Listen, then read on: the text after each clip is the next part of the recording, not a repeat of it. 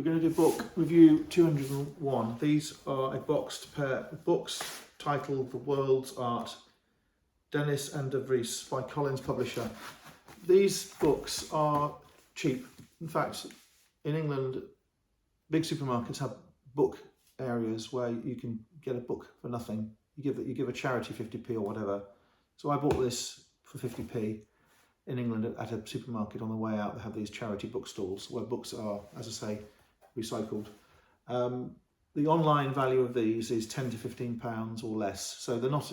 This is not about a value. This is just about a couple of nice books, and we're just going to chat about them, and I'll make comments. So hopefully you find it interesting.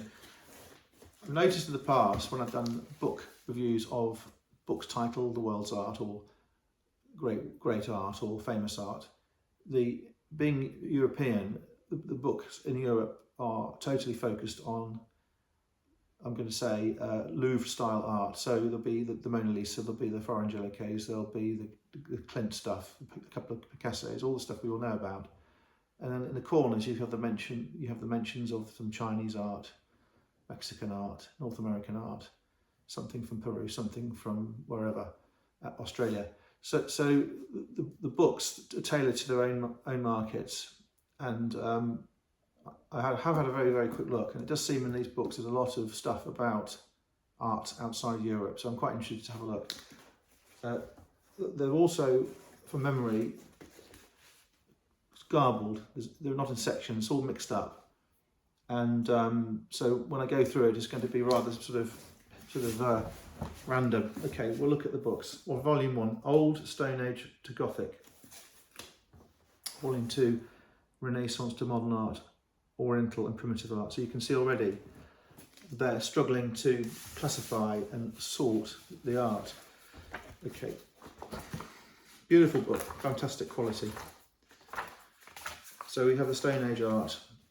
Now I think when I see that, for example there, that cave painting of a cow, I think of Picasso. When I see coils and swirls, I think of Passmore and a variety of people who copied it. So we know the essence of cave art. We know sort of the basics. This goes into some more detail. I think they're very Picasso-esque, these things. He did the plates, the pottery plates, and they're very, very similar. And he will have known that. So Picasso has lifted these designs from Stone Age art. Okay, New Stone Age. Amidst the Middle East, something from Malta is in this book. Number 11. Image of baked clay, 8 inches, found in Tarsien Temple, Malta. 12, Malta. So Malta is featured heavily in this book. These are the spirals, which are famous in Malta. These are the spirals you see Passmore using, for example, amongst others. Okay, so we're going now to the Netherlands. You can see how the clay is made. They impressed it with a stick to get the finish. Metalwork.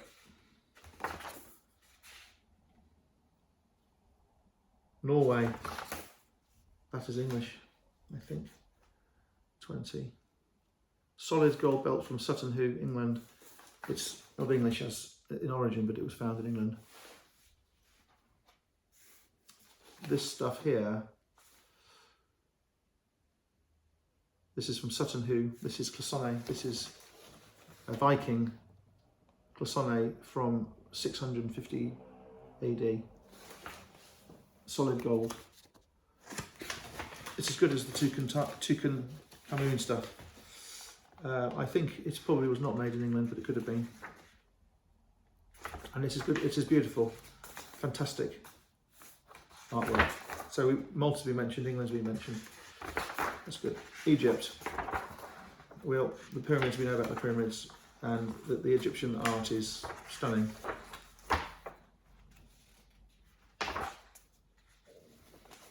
And there's so much of it. You can buy it as well. There's a lot of it for sale in London. The stuff that's looted, the stuff that is legally owned, where they don't know where it's come from, is so cheap. It's remarkable. If it's got a place, if it's tied to a place, it's not cheap. But so much of it was carted off to Europe from anonymous sources that it's very, very inexpensive, as is the ancient Roman stuff, ancient Greek stuff. Much cheaper than you'd expect. So we've got classical stuff.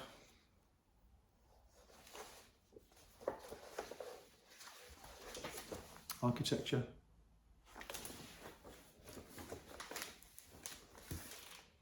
Temples.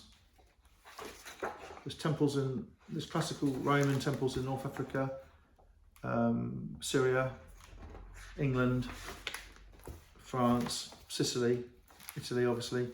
There's Greek stuff all over the place as well. Loads and loads and loads of ancient buildings still exist.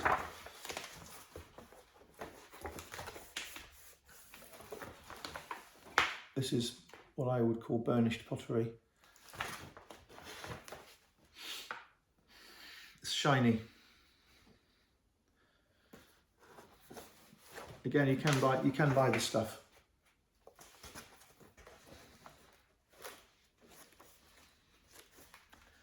Architecture again. Mosaics, Turkey, Christianity. Icons, the Eastern Church.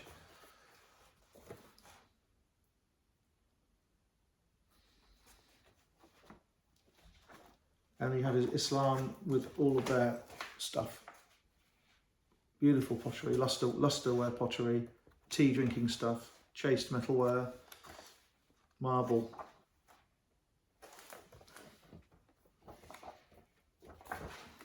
Stained glass windows, churches in Italy. Okay, I'm getting tired of holding the book up. When you start thinking about it, look at these books, you can see that there's art in everything. Buildings, utility ware, paintings on the wall, everything is art.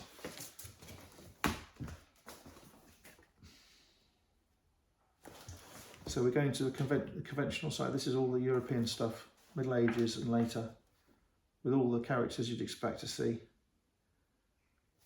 Stuff from Florence, all those towns, Bologna, Verona, Naples. You have the Mona Lisa. I despise the picture because it is in the wrong place. Shouldn't be in France. It should be in Italy, in my view. But I mean,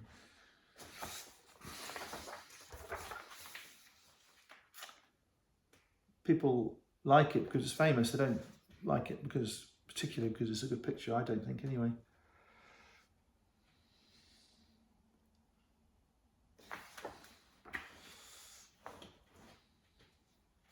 Bosch.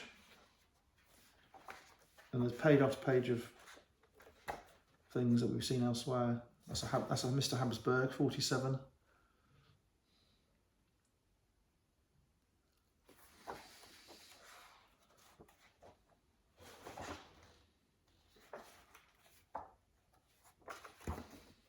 Okay, so they mentioned Chinese stuff. We're going through Italian Baroque. Oriental art. So it goes from Canaletto type stuff straight through to a little bit of Oriental art, some 20th century as well. Indian as well. Orient meaning Eastern.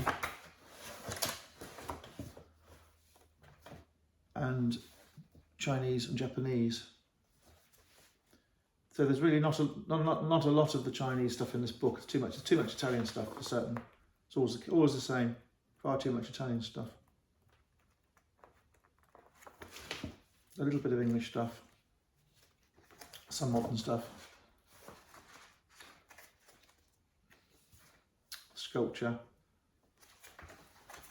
And as I say at the back, it's just this Indian, Asian, Eastern art, which is very wonderful stuff, in truth. Just mentioned in a cursory way.